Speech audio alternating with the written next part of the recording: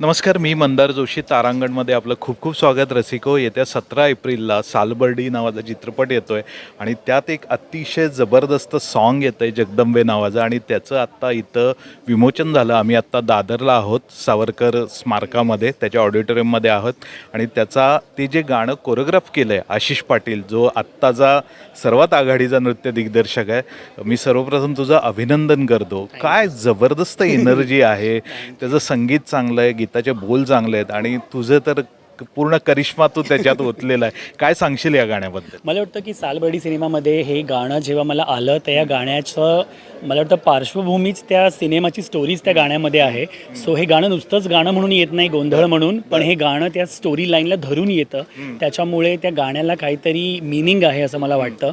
आणि जगदंबेचं गाणं आहे, त्याच्यामुळे आईचं गाणं जेव्हा पण असतं तर ते माझ्या अंगात संचारतं. सो मला वाटतं जेव्हा मी ते गाणं ऐकलं तेव्हा, आणि त्यात अजय सरांचा आवाज आहे आणि त्यात गश्मीर परफॉर्म करणार आहे. सो मला वाटतं ऑलरेडी दोन मोठी नावं मला माहीत होती की okay, these are the best people. आत्ताची सध्याच्या घडीचे हे बेस्ट लोक आहेत, यांच्यावरती अजून आपल्याला उत्तम काम करायचं आहे. सो मला वाटतं की ते दडपण होतं, पण येस, मजा खूप आली कारण की एका नाईटमध्ये आम्ही गाणं शूट केलं आहे. सो मला वाटतं खूप अडथळे आली, पाऊस खूप होता, पण तरी ते एक दिवस देवानी खरंच आई जगदंबेने आमच्यावरती कृपा दाखवली आणि मला वाटतं त्या रात्री पाऊस पडला नाही.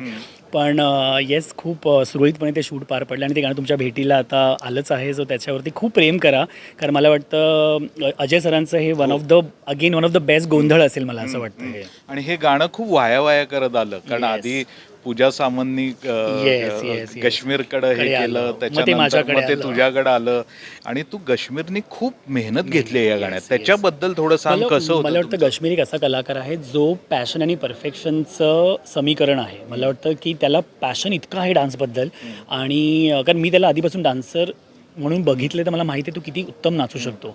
पण ॲट द सेम टाईम त्याचं परफेक्शन पण तेवढंच आहे, कारण की हे फोक असल्यामुळे पहिल्यांदाच मला वाटतं काश्मीरनी एखादं फोक आर्ट फॉर्म प्रेझेंट केलं आणि त्या फोक आर्ट फॉर्मला तितक्याच ताकदीने करण्यासाठी त्यांनी कुठेही असं कामचुकारपणा केला नाही, मी म्हणेल. कारण की मला वाटतं नेहमी काय ना, कलाकार म्हणतात की शूट आहे तर आपण करून घेऊ, कटमध्ये होईल. नाही, त्याचं होतं की आपण हा शॉट वन टेक करू शकूया का, तर मग मला तशीच रिहर्सल करायची. सो मला वाटतं ती समोरून ते येणं ना, ते एका कुठल्याही कोरिओग्राफरला किंवा दिग्दर्शकाला हे खूप बरं वाटतं. कारण की जेव्हा कलाकार म्हणतो की मी गिव्हअप नाही करणार, तर ती एक मला वाटतं चॅलेंजिंग गोष्ट. गाण्यासाठी 3 आठवडे देणं ॲब्सोल्युटली अनुभवात अशी नाही. उदाहरण म्हणजे ऑफकोर्स अमृता एक उदाहरण आहे, इव्हन पूजा आहे. असे माझे हे सगळे जे त्यांना माहिती आहे की आशिष हे असं कोरिओग्राफ करेल आणि हे असं प्रेझेंट झालं पाहिजे, ते लोक तेवढा वेळ खरंच देतात. आणि मला अभिमान आहे की माझ्या नशिबी असे कलाकार लाभले ज्यांना मला सांगायची वेगळी गरज लागत नाही की नाही हे करणार नाही आहे. उलट ते समजून सांगतात की नाही आशिष, आम्हाला हे करायला आवडेल, कारण की आम्हाला माहिती आहे की तुला पण परफेक्शन आवडतं.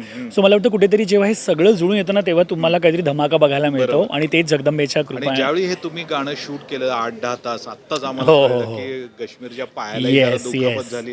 तुला कल्पना आली होती त्याच्या पायाला काही? नाही, त्यांनी मला सुद्धा हे नंतर कळलं जेव्हा सगळं शूट झालं, कारण की मला पण तेच माहिती आहे. जसं मी म्हटलं की प्रत्येक कलाकाराचा आपला एक वेगळा ऑरा असतो. पण जेव्हा काश्मीर नाचत होते तेव्हा मला कुठेही असं वाटलं नाही की त्याचा पाय दुखतोय किंवा त्याने एक जंप आहे त्याच्यामध्ये ज्याच्या तो गुडघ्यावर बसलाय, त्याला लागलंय, असं काही नाही. आणि त्याने नी पॅड पण घातले नव्हते. पण मला वाटतं की that is a sign of a true artist, I guess, की the show must go on, मला वाटतं. आणि ते त्यांनी केलं, मला वाटतं. आणि सगळे असे करू शकत नाही.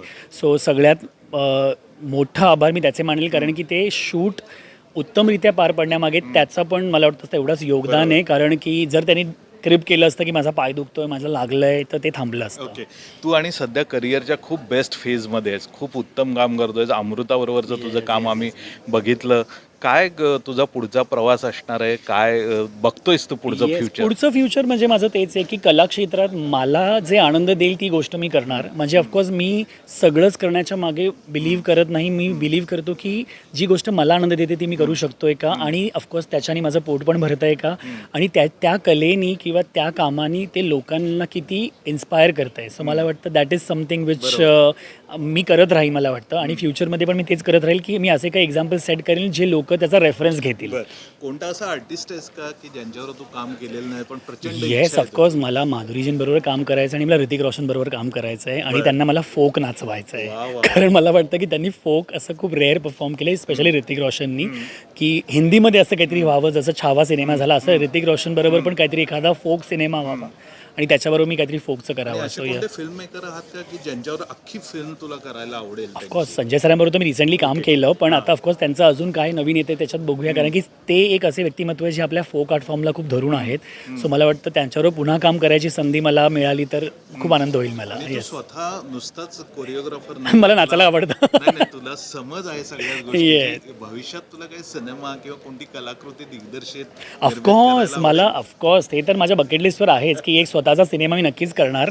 आणि मला वाटतं ते कधी ते माहीत नाही पण ते नक्कीच करणार, कारण मला वाटतं की जेव्हा तुम्ही कॅमेराशी तुम्हाला एक समज मिळते कॅमेराची तेव्हा तुम्ही खूप पुढचा विचार करायला लागतात आणि मला वाटतं आता कॅमेरा समजायला लागलाय तर मला वाटतं ते नक्कीच करू आम्ही. आता सध्या आणखी काय काय सुरू आहे? सध्या बरेच शूट झाले, बऱ्याच गोष्टी शूट झाल्या त्या ह्या वर्षात येणार आहे. 2026 is going to be a good thing. आणि ऑफकोर्स माझे अब्रॉडचे टूर चालू असतात जिथे मी शिबिर करतो, जिथे मी प्रामुख्याने फोक आर्ट फॉर्म शिकवतो. सो ते सध्या पाईपलाईन. येस मला वाटतं की कुठल्याही कलाकाराचं कला तेव्हाच दिसते जेव्हा त्याची टीम एक उत्तम असते. सो मला वाटतं माझी टीम इतकी उत्तम आहे की मला त्यांना काही सांगावं लागत नाही. मला त्यांना माहिती आहे, माझ्या नजरेतून त्यांना कळतं की ह्याला नाही आवडलं ह्याला आवडलं असं. सो मला वाटतं तेवढं बॉन्ड हे 12-13 वर्षांमध्ये आम्ही बनवलं आहे मुलांबरोबर. हिंदी मराठी चित्रपटसृष्टी काही वेगळं जाणवतं तुला काम? नाही मला वाटतं ॲज अन आर्टिस्ट मी सगळं सेम ट्रीट करतो. फक्त येस प्रोडक्शन वाईज आपल्याला समजतंच, कारण की प्रोडक्शन आणि डेज आपल्याला जसं हिंदीमध्ये आम्ही गाणं शूट करतो तर आम्ही 5 ते 4 दिवस करतो किंवा 5 दिवस तरी, पण मराठीत आपल्याला एक दिवस दिला जातो किंवा तेवढे काही तास दिले जातात. सो मला वाटतं ते चॅलेंज असतं आणि कदाचित ते चॅलेंज ॲक्सेप्ट करायला मला जास्त आवडतं की तुला त्या शॉर्ट टाईममध्ये किती चांगलं करायचं आहे. So that is what I enjoy a lot. खूप छान. मला वाटतं की अशी आजच्या काळात उत्तम काम करणारा दोन्ही मराठी हिंदीमधला तू प्रमुख आहेस आणि तू मराठी आहेस ह्याचा आम्हाला खूप अभिमान आहे. तर मी तुला ह्या कलाकृतीला तर शुभेच्छा देतोच तारांगणतर्फे आणि वैयक्तिक माझ्यातर्फे, पण तुझ्याकडून आणखी चांगल्या कामाची मी अपेक्षा ठेवतो. पुन्हा भेटू, पुन्हा बोलू. धन्यवाद.